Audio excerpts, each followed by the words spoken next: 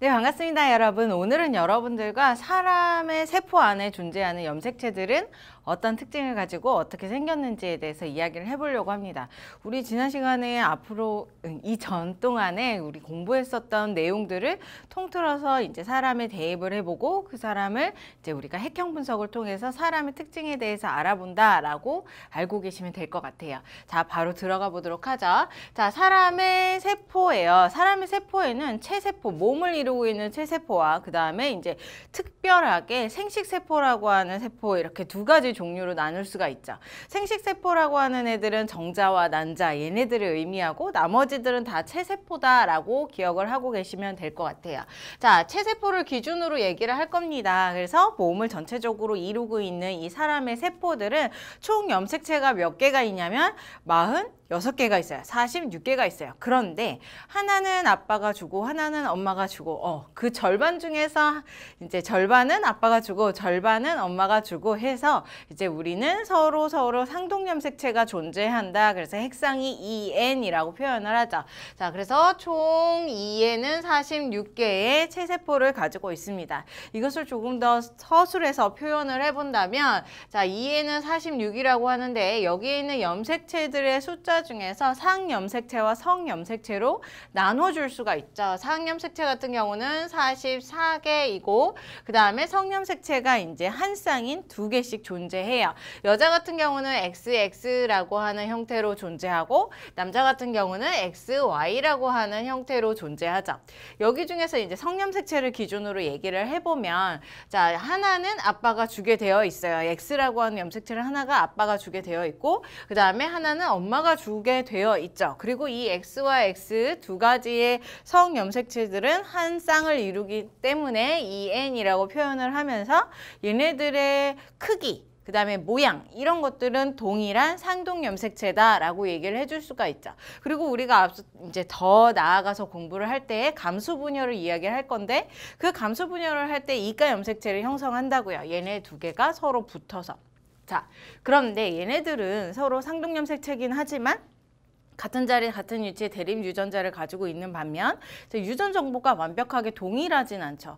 왜 그러냐면 뭐 예를 들어서 쌍꺼풀 유전자라고 한다면 아빠가 외꺼풀 유전자를 주고 엄마가 쌍꺼풀 유전자를 줬어요. 그러면 두 개의 유전자는 대립 유전자이긴 하지만 서로 유전 정보가 다르게 생겨 있죠. 하나는 라지, 하나는 스몰, 이런 식으로. 그래서 자, 하나의 형질을 나타내는, 하나의 염색체들이 형질을 나타내는 대립 유전자들은 동일하지만 이제 모든 유전자의 정보는 동일하지 않다. 왜? 스몰과 이제 라지의 차이가 존재하기 때문에. 자, 남자들도 마찬가지예요.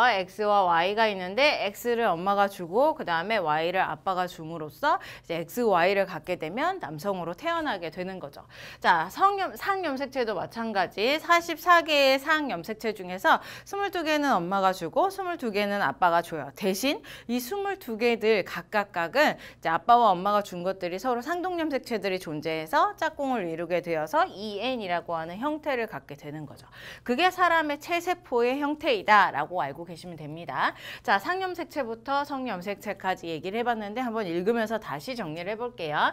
자, 상염색체요. 상염색체는 암수 공통으로 존재하고 있는 염색체를 상염색체라고 얘기하죠. 그래서 공통적으로 존재한다 라고 표현하고 있어요. 그리고 성의 결정에 관여하지 않죠. 관여하지 않는다. 왜 그러냐면 암수 공통으로 존재하니까. 그래서 총 44개, 이제 각각 엄마와 아빠가 22개씩 준 것이다 라고 볼 수가 있는 거예요.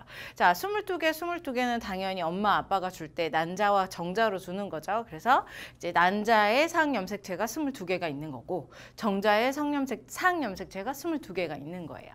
자, 성염색체로 갑니다. 성염색체는 이제 남성인지 여성인지 구분시켜 줄 수 있는 염색체가 성염색체다라고 볼 수 있죠. 남자 같은 경우는 X와 Y, 남자 같은 경우는 X와 Y를 가지고 있고요. 여자와 같은 경우는 X 2개를 가지고 있는 특징을 가지고 있다. 그래서 여자가 XX, 남자가 XY. 자, 그러면 이 성염색체도 마찬가지로 난자가 하나 주고 정자가 하나가 줄 건데 난자는 X 또는 X를 가지고 있을 거예요. 자, 그리고 정자가 X 또는 Y를 가지고 있어요.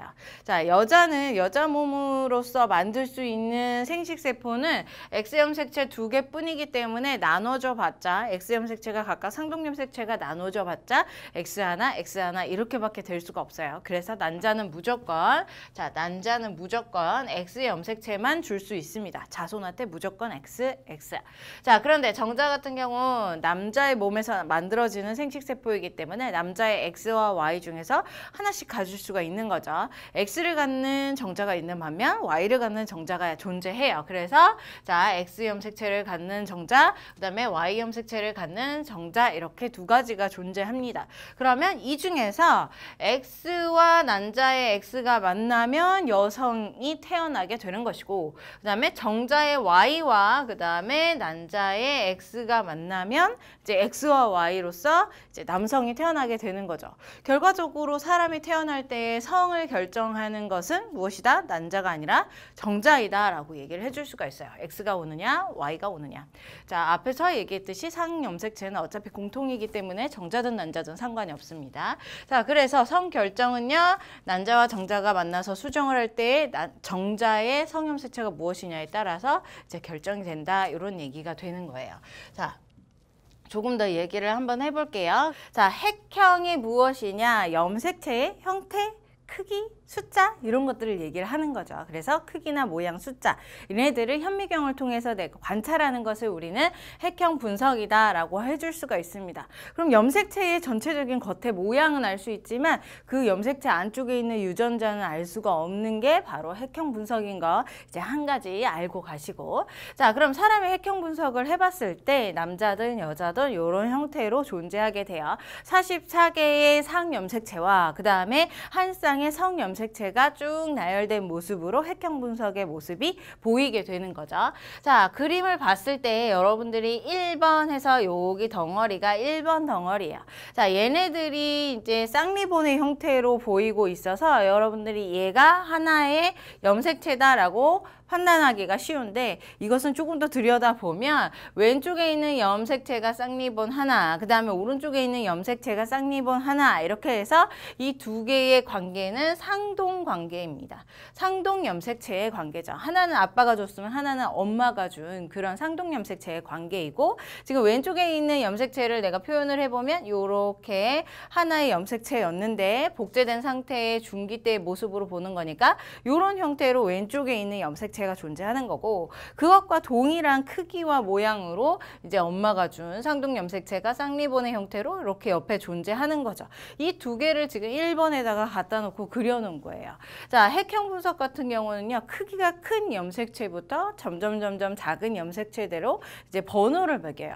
그런데 어차피 상동 염색체들은 크기와 모양이 똑같기 때문에 1번 혹은 22번이든 같은 번호의 상동 염색체는 크기와 모양이 같은 애들이 짝꿍을 이루면서 이렇게 포진되어 있다라고 봐주시면 되겠죠.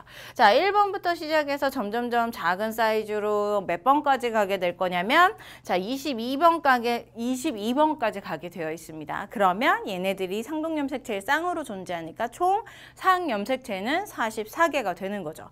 22번까지의 염색체는 왼쪽에 있는 남자와 오른쪽에 있는 여자를 두 개를 비교해 봤을 때 서로 완벽하게 똑같이 생겼어요. 지금 허리를 구부리고 있는 그런 자세들은 좀 다를 수 있지만 크기와 모양은 똑같이. 왜 그러냐면 이 사람이라고 하는 종이 같기 때문에. 자, 상염색체는 동일하다. 1번부터 22번까지는 남자든 여자든 동일하다. 대신 차이점이 존재하죠. 남자 같은 경우는 여기에 서로 짝꿍을 이루고 있으면서 서로 다르게 생긴 애가 있어요. 얘가 바로 X와 Y 염색체죠. 얘네들은 서로 다르게 생겼음에도 불구하고 상동 염색체라고 예외적으로 얘기를 한다.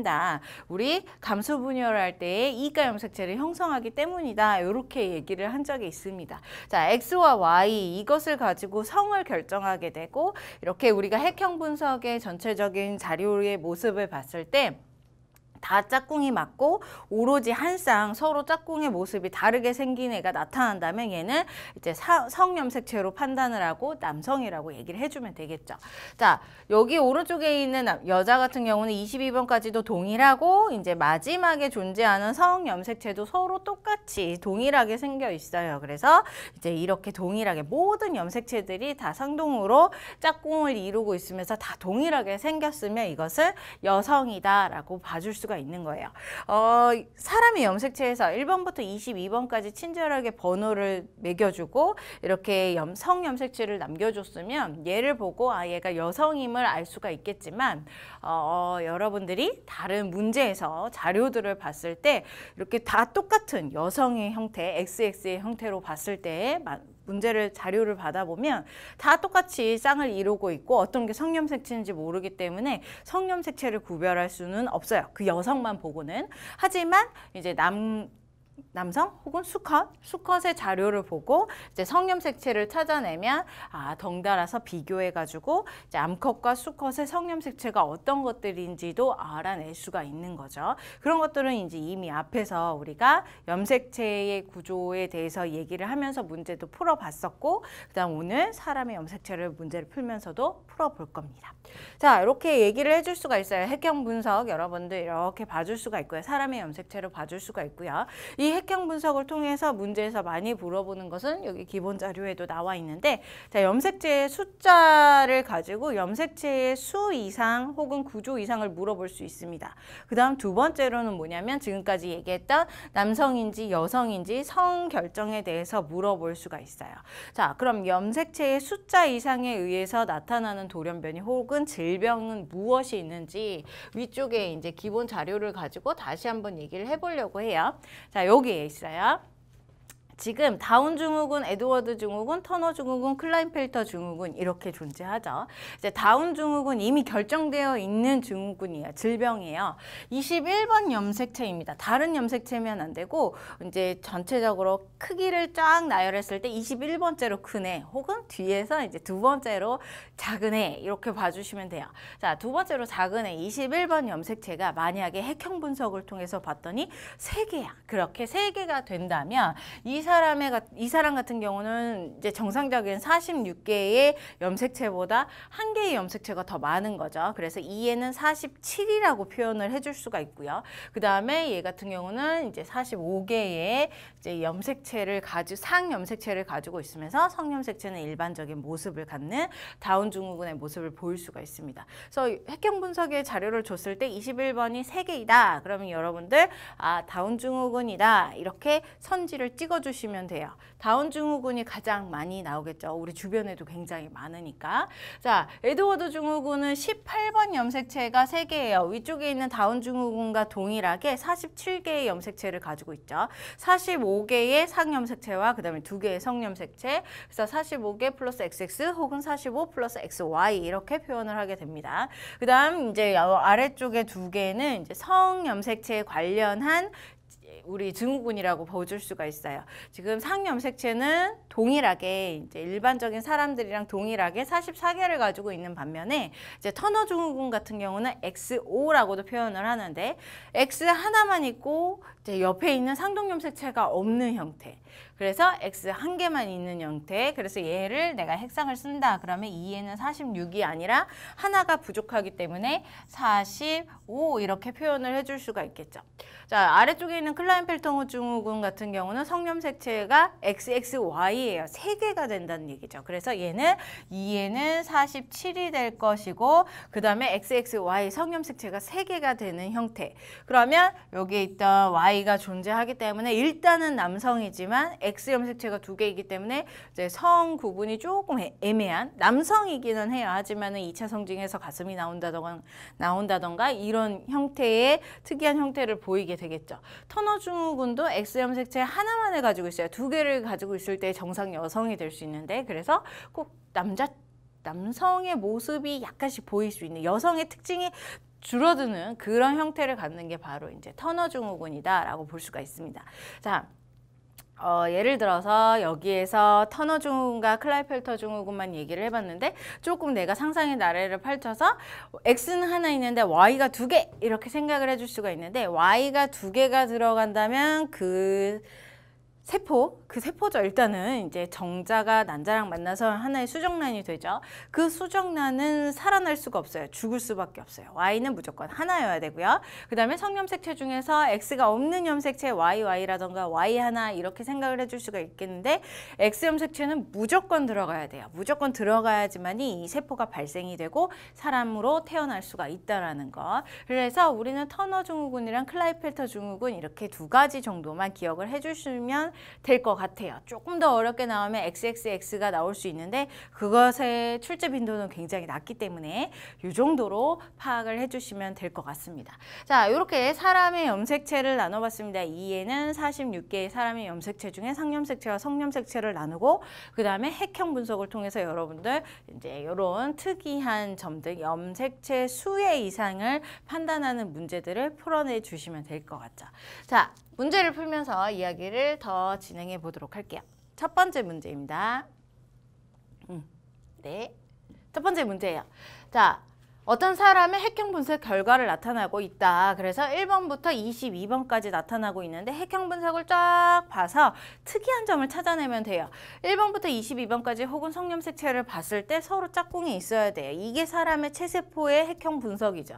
그런데 특이한 점이 여기 21번에 염색체가 3개가 있다. 21번 3개가 다운 증후군이었지. 요 사실을 알 수가 있는 거예요. 또 하나, 자 여기 마지막에 XY를 가지고 있죠. 다른 애들은 다 짝꿍이 똑같이 생겼어요. 크기와 모양이 똑같이 생겼는데 얘만 XY를 지칭하지 않았어도 이제 하나의 염색체는 크고 하나의 염색체는 좀 작은 모습으로 보여지고 있습니다. 자, 이것은 성염색체라는 얘기고 XY를 가지고 있으며 얘는 남자이겠구나. 이런 사실도 알 수가 있는 거죠. 자, 그럼 선지로 가서 A는 B의 상동 염색체이다 그랬어요. A와 B가 있는데 3번 염색체죠. 서로 쌍리번을 가지고 있으면서 똑같은 모양을 가지고 있다. 하나는 아빠, 하나는 엄마가 줬으니까 이 두 개는 상동 염색체임이 맞는 말이 되겠죠. 자, 이 핵형 분석 결과에서 ABOC 혈액형 같은 경우는 유전자예요. 유전자를 알아내야 되는데 이 유전자는 이 염색체 전체 중에서 여기 보이지 않는 점 하나에 불과해요. 점 하나에 불과하면 그 점을 내가 이 현미경을 통해서는 절대 알아낼 수가 없다는 거죠. 그 점의 차이를. 그래서 우리 유전자의 이상 혹은 유전자의 차이는 핵형 분석을 통해서는 알 수가 없다. 자, 디귿 이 핵형 분석 결과에서 관찰되는 상염색체의 숫자를 물어보는 게 아니라 상염색체의 염색 분체 숫자를 물어보고 있습니다. 일단 상염색체부터 알아볼게요. 상염색체는 몇 개냐? 상염색체는 총 이제 22개, XY는 빼줘야 되겠죠. 자, 22쌍을 가지고 있기 때문에 44개임을 알 수가 있어요. 하지만 이 상태는요, 지금 복제돼서 분열되기 전 상태, 우리 체세포 분열 중기의 상태이기 때문에 지금 하나의 염색체에 염색 분체가 2개씩 가지고 있는 거죠. 그래서 나는 염색 분체, 상염색체의 염색 분체의 개수를 알고 싶으면 44개의 상염색체에다가 곱하기 2를 해줘야 된다는 거예요. 지금 이렇게 염색 분체 하나뿐만 아니라 복제된 염색 분체 하나를 더 가지고 있으니까. 그리고 상동 염색체도 마찬가지로 이렇게 하나를 더 가지고 있으니까. 요게 3번 염색체 혹은 4번 염색체 이렇게 된다고요. 그래서 곱하기 2를 해줘야 된다. 그러면 염색 분체는 이제 88개가 아니라 거기다가 다운 증후군이네요. 자, 그럼 다운 증후군이니까 2개를 더 더해 보겠습니다. 여기에 있는 하나의 염색 분체를 얘기를 해서 염색체의 염색 분체를 얘기를 해서 자, 그래서 2개를 더하니까 88에다가 2를 더하면 90개죠. 자, 90개이다. 이렇게 표현을 해줄 수가 있겠네요. 그러면 정답은 기억만 정답이에요. 1번이 정답이 되겠네요. 자, 두 번째 문제로 한번 가볼게요. 두 번째 문제. 이것도 사람의 핵형 분석이에요. A라는 사람, B라고 하는 사람 두 사람이 있는데 각각의 핵형 분석이 어떤 특징을 가지고 있는지 쭉 염색체의 특징을 쫙 살펴보면 돼요. 이렇게 쭉 살펴봤더니 어떤 특징을 가지고 있냐면 요 A라고 하는 사람은 X 염색체 한 개만 가지고 있네요. 아, 터너 증후군이구나. 요 사실을 알 수가 있어요. Y 염색체가 없으니까 굳이 얘기하면은 여성이라고 얘기할 수는 있지만 돌연변이를 가지고 있는 특징. 자, 나는요, 쭉 봤더니 여기요, 상 염색체에 21번 염색체가 3개래요. 아, 이 얘기는 다운 증후군이구나. 요 사실을 알 수 있고요. 또 하나 성염색체는 XY를 가지고 있으니까 아, 이 사람은 남자겠구나. 요렇게 알 수가 있어요. 자, 선지 A는 터너 증후군 염색체 이상을 보인다. 맞는 말이죠. 만약에 여기가 유전자 이상을 보인다. 이런 식으로 이제 함정을 판다. 그냥 뜨문뜨문 공부하는 친구들 혹은 뜨문뜨문 문제를 읽는 친구들이 틀리라고 함정을 판다 그러면 틀리다고 해줘야 돼요. 염색체 이상입니다. 유전자 이상 아니라고요.